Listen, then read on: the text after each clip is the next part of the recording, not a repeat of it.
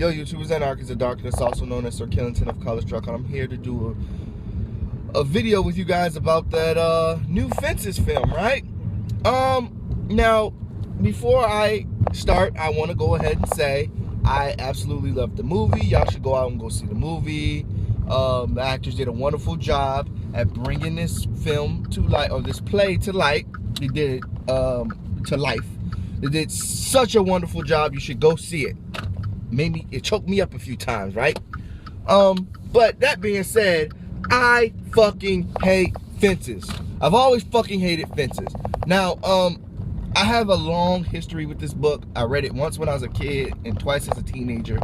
Once, like, I think in the beginning of middle school or the beginning of high school, and then once when I was in college. I've always hated this film.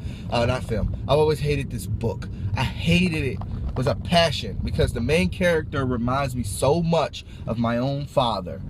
And being in those shoes as a child who was being abused by someone who's a drunkard, they're just mean all the time, you're scared of them. When you read the book kind of like wants you to feel compassion, sympathy for the father. And I was always like, yo, fuck it. You don't have the right to be that much of an asshole to people who are in your life. I hated that book. I hated it with a passion. And till this day, I still do. But the best way to put it, at least, as time went on, or at least every time I read the book, I always got a different perspective. Because when you get older, unfortunately, you start maturing and you start seeing things from different perspectives. You can't always see things from your perspective. You got to start seeing things from a different perspective. So when I read the book, I would always hate it and hate it more because it started making me feel sympathy for this abusive, trash father, right? And I always hated Fences for that. I always did. And even today, I still hate it because I get what, let me be real. Whoever wrote this book, the person who wrote this book or the play did such a good job at humanizing somebody we would be quick to dehumanizing. All right, he's a spoiler alert, he's an adulterer, he's an abuser. He blames everybody for his problems but himself. It seems like he takes, he never gives, and he's one of those. He's not a charismatic figure. He can talk his ass off and he can bullshit his ass on anything. He can tell you a story, but he blames everything but everybody but himself. And when you see that, they kind of humanize this figure, this person who went through a bunch of things in his life, and life didn't come out the way he wanted it to, or he didn't get the right, not the right, he didn't get the amount of chances other people have, and they humanize him. And it always makes me humanize my father, because when I was growing up, I absolutely hated my father, especially towards 14, 15 years old. I wanted to kill this man. I wanted to slit his throat, because he was such a bad person. But granted, my father, as he gotten older, my father has turned into a completely different, okay, he's not a completely different person, but he's different. He's not the same person he was. He needed help. Thank God he went to prison when he did, because if he didn't go to prison, he would probably be fucking dead right now, and I'll be in prison, right? Crazy change of events. That book has always made me humanize abusers. That's how it feels, and that's why I've always hated that book. But the truth is, people who abuse hurt people. And that's kind of the thing, one of the themes in the book. I've always, like I said, I always hated it. The main protagonist and his sons, they have like this estranged relationship that I have the same. I had the same exchange relationship with my father.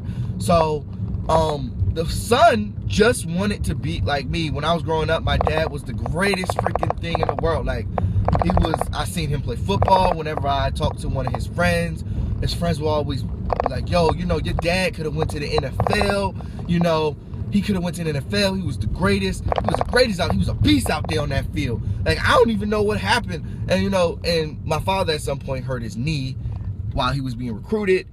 And when he hurt his knee, that was it. And this is during the time when an ACL or MCL tear was it. You're not repairing your ACL or MCL tear. That's it. That's it for the rest of you. Your career is gone. You're done. But I grew up hearing these great things about my dad, and I always wanted to be that.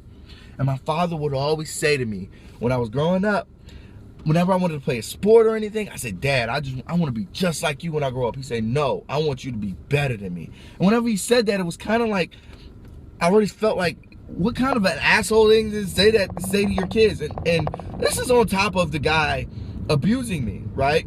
I still always wanted to just be him, because I always felt like my father was like, he's the shit. I want to be just like my fucking dad.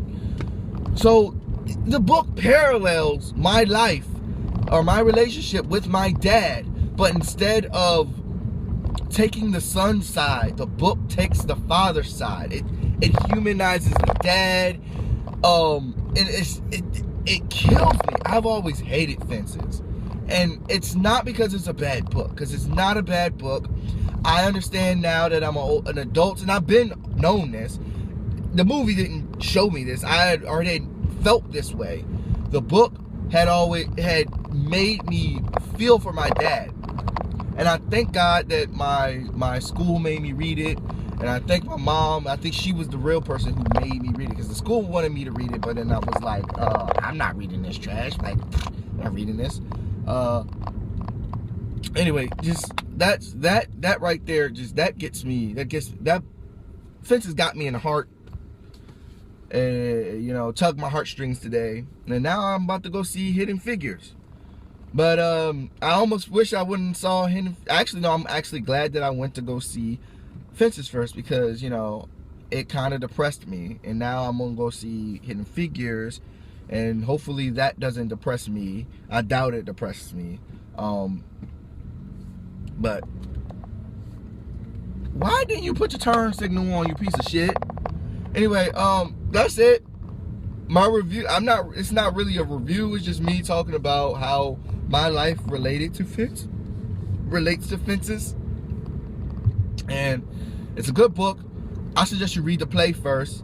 Like always, people always say you should read the book first. No, you should really read the play, because the play, it gives you. The funny thing is, the movie really didn't deviate that much from the play. Like, it was almost the same exact thing. There are some things that are added, but it wasn't too much added. So y'all should definitely go see the movie and definitely read the book, and you see how the person, whoever wrote this, uses their words to humanize the main character. To show you that even though he's a piece of shit, he's still a human being. He's a product of his times, that type of thing. You know, so go see the movie, man. Go see it. I suggest go seeing it with a family member. And if you get a chance to read it, read it. All right. Howdy. Howdy. What the fuck kind of exit outro is that? Like, what the fuck? Pieces, deuces, Reese's Pieces, bye, Dippin' Dots, whatever. Goodbye.